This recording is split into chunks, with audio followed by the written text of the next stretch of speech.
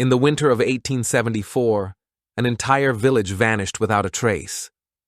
No screams, no blood, no survivors, just empty houses, still warm fires, and dinner left on the table. The place was called Marowik. Today, it doesn't appear on any map. Most people have never even heard of it, and those who have refuse to speak about it. Over the years, there have been rumors, whispers of an ancient curse, strange rituals, and something buried beneath the soil that was never meant to be found. But recently, something was found. A sealed journal, hidden behind the fireplace of what used to be the town chapel. The pages are still intact, and what's written inside is disturbing. This is not just a ghost story, it's a warning, a record of what happens when the past is disturbed and refuses to stay buried. This is the story of Marowik. Marowik was a quiet place, hidden deep in the woods, far from any major road or city. Surrounded by thick forests and twisting rivers, it was the kind of town people only found by accident, or never left at all. Old stone cottages lined narrow dirt paths. A single church bell stood in the center of town, rusted but still hanging. Locals said it hadn't rung in years. There were no street signs, no inns, no schools, just a few dozen families who kept to themselves, and a silence that felt too heavy, even for the countryside. Visitors often said the air felt different in Marowik, heavy, still, like the land itself was holding its breath. Most of the villagers were farmers or craftsmen, simple lives, nothing unusual, at least on the surface. But ask around, and you'd hear strange things. People said the birds avoided the trees near the chapel, that no crops ever grew on the hill behind the cemetery, and that sometimes at night you could hear soft chanting, coming from the woods. Still, for decades life went on, quiet, uneventful, until the night everything stopped. Marowik wasn't built like most towns. There were no official records of when it was founded, no mention of who settled it first, just stories. According to old letters and regional folklore, the land where Marowik stands was once the site of something else entirely, a plague burial ground from the 1600s. Hundreds of bodies, no markers, just mass graves swallowed by time. Later, in the early 1800s, a group of settlers came looking for isolation. Some say they were outcasts. Others say they were running from something. All we know is they built a village right on top of those graves. And not long after, strange things began to happen.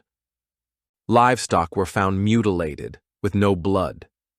Children spoke of people who stood in the woods at night, staring but never moving. And more than once villagers went missing, only for their belongings to turn up miles away, placed neatly on stone altars deep in the forest. One journal, found decades later in the cellar of a collapsed farmhouse, spoke of a hidden group, villagers who met in secret beneath the chapel. It called them the keepers of the soil. What they were keeping, though, wasn't clear. That same journal ended with one line, written over and over again across the last page, like a warning. We woke it. We woke it. We woke it.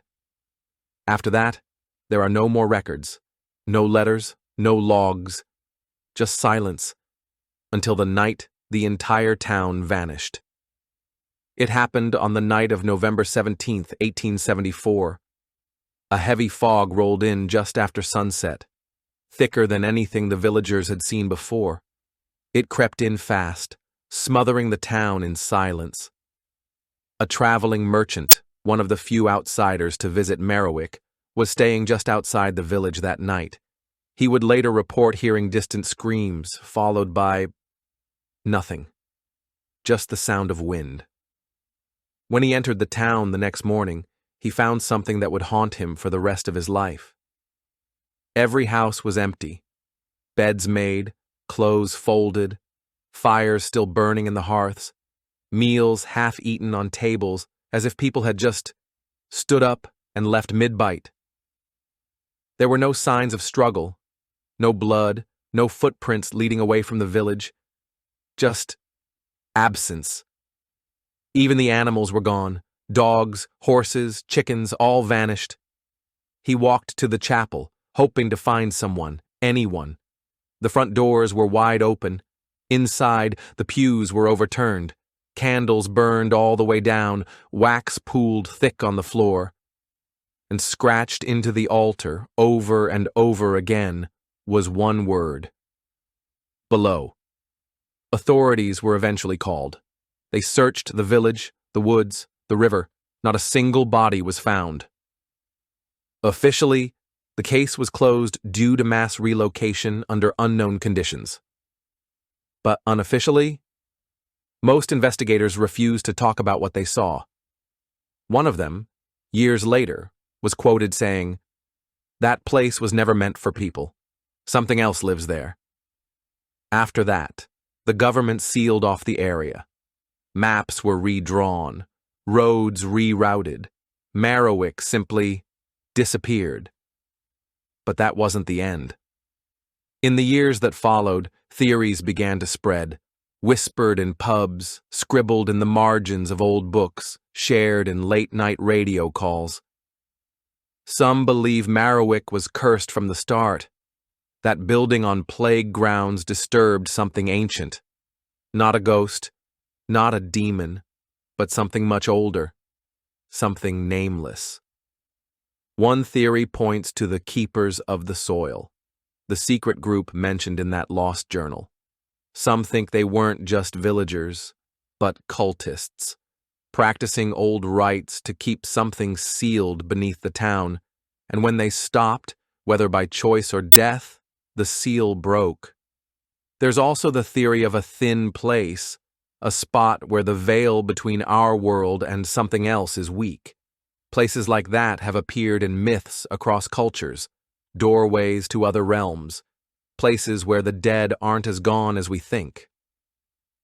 A retired priest once claimed Marowak was home to a ritual gone wrong. He said the townspeople tried to resurrect something, maybe someone, but what came back wasn't what they expected. He never explained further. He died a week after giving that interview. Even more unsettling are the patterns. In remote corners of Eastern Europe and parts of colonial India, even in the deep south of the U.S., there are reports of entire villages vanishing under similar conditions. Always the same signs: sudden fog, food left uneaten, and one word carved into stone, wood, or skin: below. None of it can be proven, and maybe that's the point. Maybe whatever happened in Marowak isn't just hiding from us. Maybe it's making sure we forget. For over a century, Marowak remained erased from maps, locked away in forgotten history. That is, until recently. A group of explorers, urban adventurers drawn by the legend, managed to find the ruins of the town deep in the forest. What they found wasn't just empty buildings. It was something else entirely. Walls covered in strange symbols, symbols that matched the carvings found in that old chapel. They discovered a sealed basement beneath the church, hidden by decades of dirt and roots. Inside were relics preserved in dust, old diaries, letters, even a tattered piece of clothing with strange stains. But most disturbing was an old tape recorder left running. The recording was faint, whispers, distant chanting, then a voice barely audible, repeating one word: below. After that discovery, the team reported strange occurrences. Equipment malfunctioned. Members heard footsteps when no one was there. Shadows moved just out of sight. One of them vanished without explanation. When authorities investigated, the site was quickly shut down. The forest reclaimed its silence once again. It seemed the past wasn't done with Marowak, and Merriwick wasn't done with us. But here's the part no one expected. The disappeared explorer wasn't lost to the forest. Not entirely. Months later, a message appeared, etched into a tree near the ruins. Just 2 words, "We below." And then an old map surfaced, marked with a hidden path beneath Merriwick. A forgotten underground labyrinth, stretching miles beneath the village, filled with tunnels, altars, and something else. Something alive.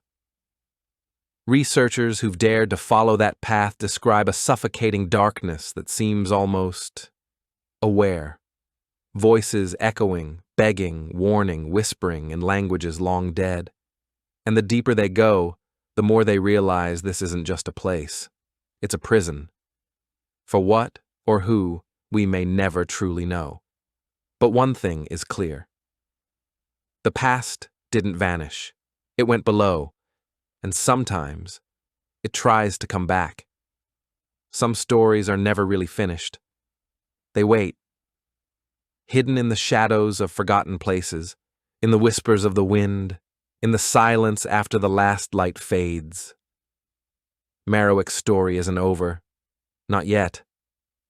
What do you think happened to the village? And what still lurks below? If you dare, leave your thoughts down in the comments. And remember, sometimes the past isn't gone. It's just waiting. Thanks for watching. Stay curious and stay safe. Thanks for watching. If you enjoyed this video, hit that like button, subscribe, and ring the bell for more. Let me know your thoughts in the comments. I'd love to hear from you. See you in the next one. Bye for now.